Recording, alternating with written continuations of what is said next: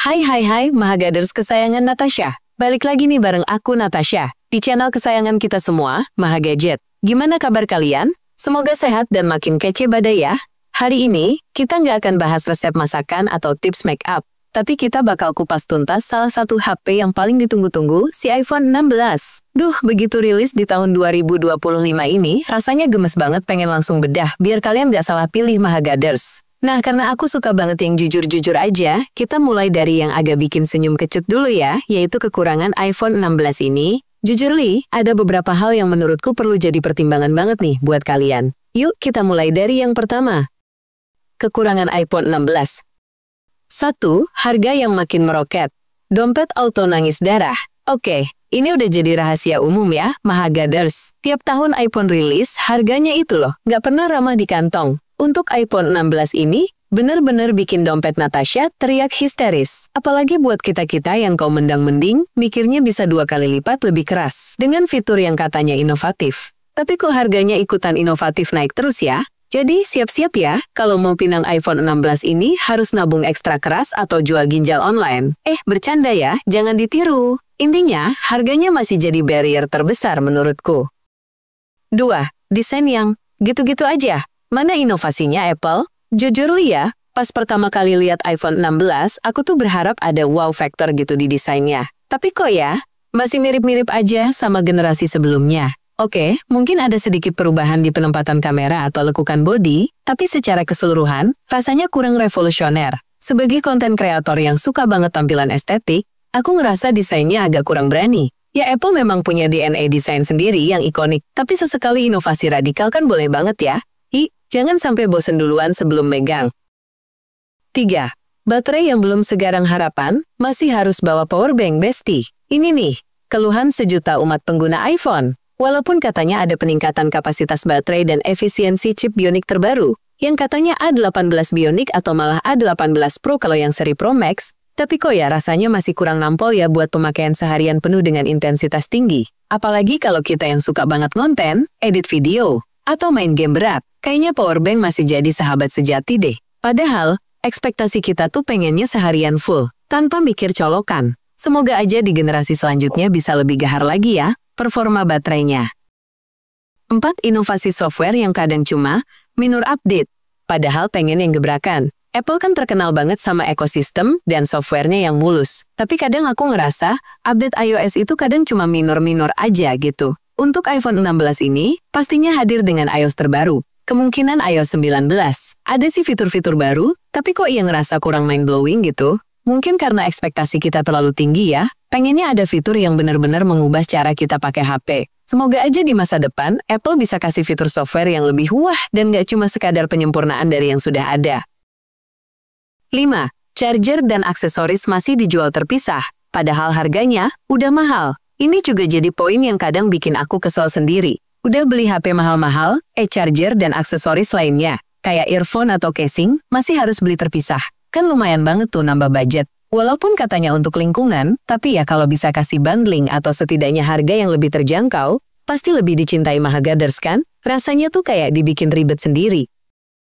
Oke Mahagaders, itu tadi sisi gelapnya si iPhone 16. Tapi tenang aja, sekarang kita move on ke bagian yang bikin senyum-senyum sendiri, yaitu kelebihan iPhone 16 yang udah resmi rilis di tahun 2025 ini. Siap-siap terkesima ya. Kelebihan iPhone 16. Bikin meleleh. 1. Performa chipset A18 Bionic A18 Pro yang ngebut parah.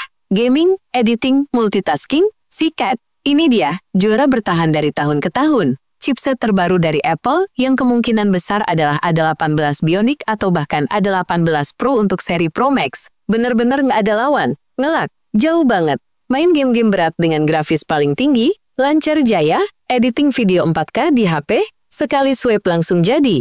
Multitasking buka banyak aplikasi sekaligus. Nggak ada hambatan sama sekali. Ini benar-benar definisi HP idaman buat para power user dan konten kreator kayak Natasha. Performa super kencang ini bikin semua pekerjaan jadi satset. 2. Kamera yang makin cihuy dan bikin foto video auto estetik. Bye-bye, kamera mahal. Apple nggak pernah main-main soal kamera. Dan di iPhone 16 ini, peningkatannya benar-benar signifikan. Sensor yang lebih besar, fitur Photonic Engine yang makin disempurnakan, dan algoritma AI yang makin pintar bikin hasil foto dan video bener-bener kayak hasil profesional. Mode sinematik makin canggih, mode malam makin terang dan detail, dan kemampuan perekaman video 8K. Kalau ada ya, itu bener-bener revolusioner. Buat kita yang suka ngonten, ini udah kayak studio mini di genggaman tangan. Warna yang dihasilkan akurat, detail tajam, dan low light performance yang juara. Siap-siap feed Instagram kalian bakal makin estetik. 3. Layar Super Retina XDR yang bikin mata betah lama-lama, bright dan tajam. Layar iPhone 16 ini juga peningkatannya berasa banget. Teknologi Super Retina XDR dengan refresh rate ProMotion 120 Hz adaptif bikin pengalaman scrolling, nonton film, atau main game jadi super mulus dan nyaman di mata. Tingkat kecerahannya juga ditingkatkan, jadi mau dipakai di bawah terik matahari pun tetap jelas banget. Warnanya akurat, kontrasnya juara, dan detailnya tajam. Bener-bener manjain mata banget deh. Mau nonton drakor seharian juga betah. 4. Fitur keamanan dan privasi yang juara. Data kita aman terjaga. Apple selalu jadi pionir dalam hal keamanan dan privasi. Di iPhone 16 ini, fitur Face ID makin cepat dan akurat, serta perlindungan data pribadi kita makin canggih. Dengan iOS terbaru, kita punya kontrol penuh atas izin aplikasi dan data apa saja yang bisa diakses. Ini penting banget ya Mahagaders di era digital sekarang. Jadi, nggak perlu khawatir data-data penting kita bocor atau disalahgunakan. Tenang dan nyaman pakainya. 5. Ekosistem Apple yang nggak ada lawan. Semua terhubung, hidup lebih mudah. Ini dia, nilai plus iPhone yang susah banget ditandingi kompetitor. Ekosistem Apple yang mulus dan terintegrasi bener-bener bikin hidup kita lebih mudah.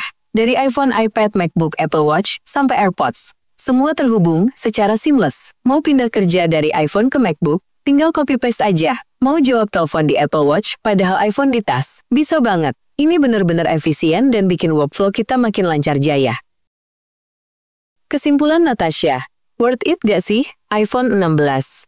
Nah Mahagaders, setelah kita bedah habis-habisan kekurangan dan kelebihan iPhone 16 ini, gimana menurut kalian?